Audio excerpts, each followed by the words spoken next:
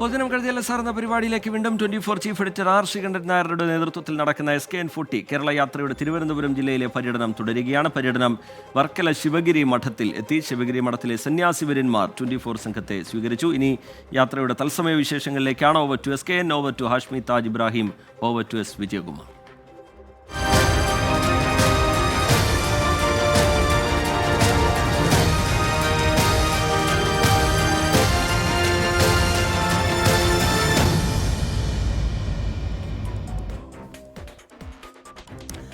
നമ്മുടെ ഈ ഏറ്റവും നല്ല ഒരുപക്ഷെ നമ്മുടെ മദ്യത്തിനും മയക്കുമരുന്നിനും ലഹരിക്കുമെതിരെയുള്ള നമ്മുടെ ഈ പോരാട്ടം, അപ്പോൾ അതിൻ്റെ യാത്രയ്ക്കിടയിൽ നമ്മളിപ്പോൾ എത്തിയിരിക്കുന്ന ഒരു പുണ്യഭൂമിയിലാണ്.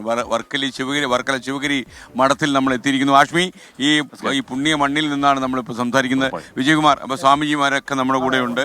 അപ്പോൾ എനിക്കറിയാം, ഒരു സാമൂഹ്യ പരിഷ്കർത്താവിൻ്റെ ഒരു നാട്ടിൽ നമ്മൾ നിൽക്കുന്ന സമയത്ത് കേരളം ചെന്നുപെട്ടിരിക്കുന്ന ഒരു അപകടത്തിൻ്റെ അവസ്ഥയിൽ നമ്മളെ മോചിപ്പിക്കേണ്ട ആവശ്യമുണ്ട്.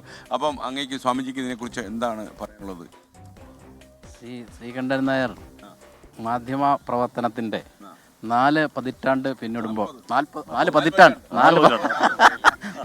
പതിറ്റാണ്ട് പിന്നിടുമ്പോൾ വലിയ ഒരു സന്ദേശമായി കേരളത്തിലുടനീളം സഞ്ചരിക്കുന്നതിൽ അതിയായ സന്തോഷമുണ്ട്.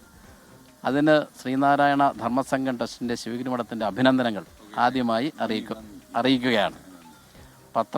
മാധ്യമ പ്രവർത്തനം യഥാർത്ഥ വസ്തുതകളെ ജനങ്ങളിൽ എത്തിക്കുക എന്ന ഒരു ധർമ്മമാണ് നിർവഹിക്കപ്പെടേണ്ടത്. അത് പൂർണ്ണമായും വിനിയോഗിക്കാൻ കഴിഞ്ഞു എന്നാണ് ശ്രീകണ്ഠൻ നായരുടെ പ്രവർത്തനം പരിശോധിക്കാൻ മനസ്സിലാകുന്നത്.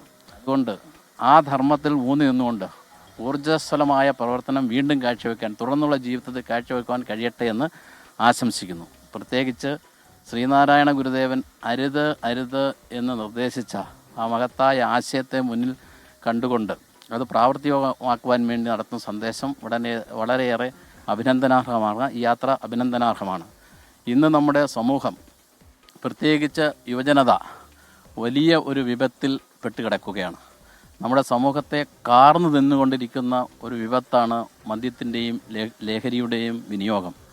അത് നമ്മുടെ സമൂഹത്തിൽ നിന്ന് തുടച്ചു മാറ്റുവാൻ, തൂത്തെറിയുവാൻ, അവബോധം ജനിപ്പിക്കുവാൻ ഈ യാത്രയ്ക്ക് കഴിയണം. അതുവഴി ശ്രീനാരായണ ഗുരുദേവൻ്റെ മഹത്തായ ആ സന്ദേശത്തിൻ്റെ അർത്ഥപൂർണതയിൽ എത്തിച്ചേരുവാൻ നമുക്ക് കഴിയണം. അതിന് കഴിയട്ടെ എന്ന് ആശംസിക്കുന്നു.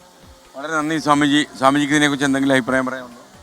ഇന്ന് വർത്തമാന കാലഘട്ടം വളരെ രൂക്ഷമായൊരു പ്രതിസന്ധിയിലേക്കാണ് പോകുന്നത്.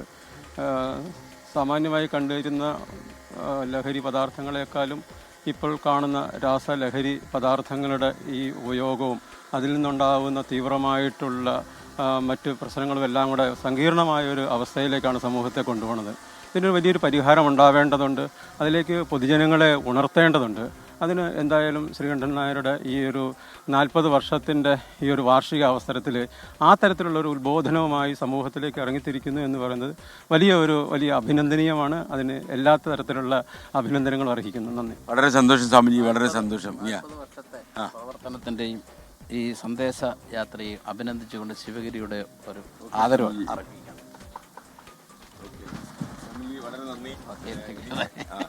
ആഷ്മി, നമ്മുടെ ഈ ഒരു പുണ്യമണ്ണ്, പുണ്യഭൂമി അല്ലേ?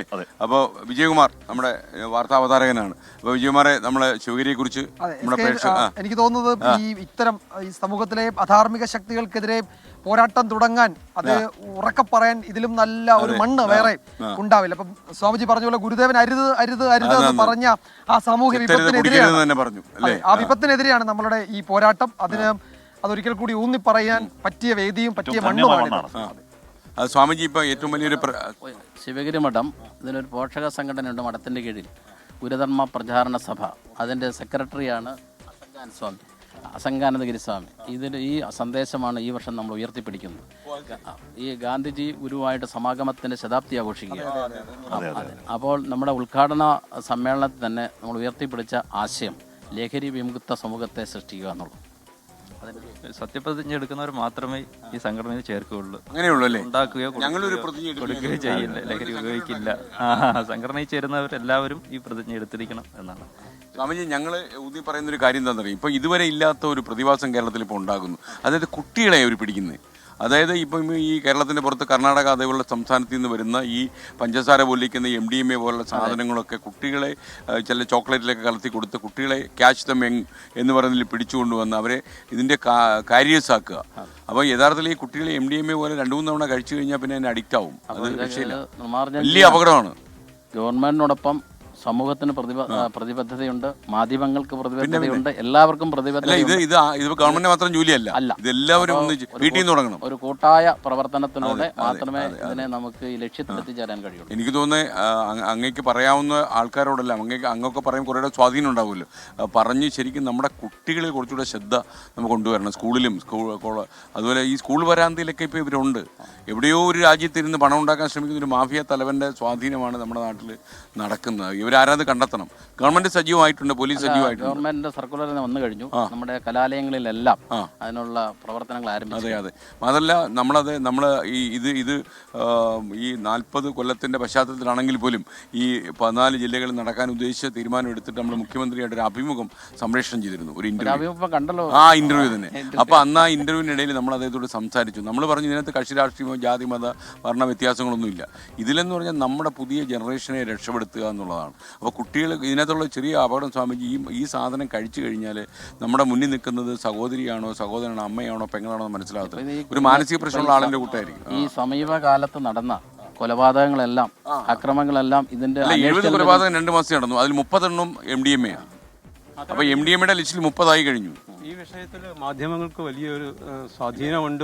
കാരണം പൊതുജനങ്ങളിലേക്ക് ആ ഒരു കുട്ടിയിലുണ്ടാകുന്ന ഒരു പരിവർത്തനം പെട്ടെന്ന് മനസ്സിലാക്കുന്നതിന് പൊതുജനങ്ങളെ പര്യാപ്തമാക്കുക എന്ന് പറയുന്നത് അതൊരു വലിയ അവബോധമാണ്. അതല്ല, നമ്മൾ ഈ നടന്ന് ഓടിയൊക്കെ നമ്മളങ്ങ് കാസർഗോഡ് ചെല്ലുമ്പോഴത്തേക്ക് എനിക്ക് തോന്നുന്നു ഒരു 30 ദിവസം കിടക്കും. ആ 30 ദിവസത്തിനുള്ളിൽ നമ്മളൊരു റിപ്പോർട്ട് തയ്യാറാക്കി 45-ാം ദിവസം മുഖ്യമന്ത്രി സമർപ്പിക്കും. കേരളത്തിൽ നമ്മൾ കണ്ടത് എന്താണ്?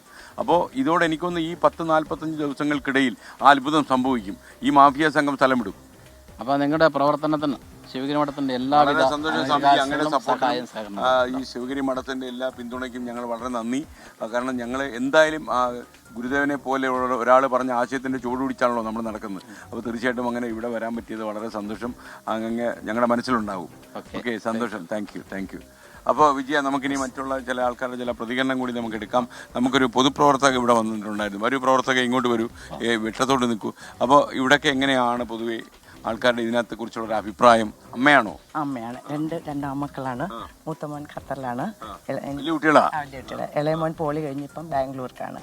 പക്ഷെ ഇപ്പൊ എല്ലാ വീട്ടിലും അമ്മമാരെല്ലാം ഭയങ്കര ഒരു വല്ലാത്ത ഭയത്തോടുകൂടി അവർ ദിവസം നേരം വിളിക്കുമ്പം 24 chief editor R Sreekandan Nair മാധ്യമരംഗത്ത് 40 വർഷം പൂർത്തിയാക്കുന്ന വേളയിലാണ് ഈ കേരള യാത്ര എന്നുള്ള കാര്യം പ്രേക്ഷകർക്കറിയാം. തിരുവനന്തപുരം ജില്ലയിലെ യാത്രയുടെ പര്യടനം അത് തുടരുകയാണ്. യാത്ര ഇപ്പോൾ ശിവഗിരി മഠത്തിലാണ് എത്തി നിൽക്കുന്നത്. അരുത് ലഹരി അരുത് അക്രമം എന്ന മുദ്രാവാക്യം ഉയർത്തിപ്പിടിച്ചുകൊണ്ടുള്ള ആ സന്ദേശയാത്ര, അതിന് പൂർണ്ണ പിന്തുണ പ്രഖ്യാപിക്കുകയാണ് ശിവഗിരി മഠം. ശിവഗിരി മഠത്തിലെ സന്യാസി വര്യന്മാർ 24 സംഘത്തെ സ്വീകരിച്ചു. ആ കാഴ്ചയും ദൃശ്യങ്ങളും പ്രതികരണങ്ങളുമാണ് പ്രേക്ഷകർ കണ്ടത്.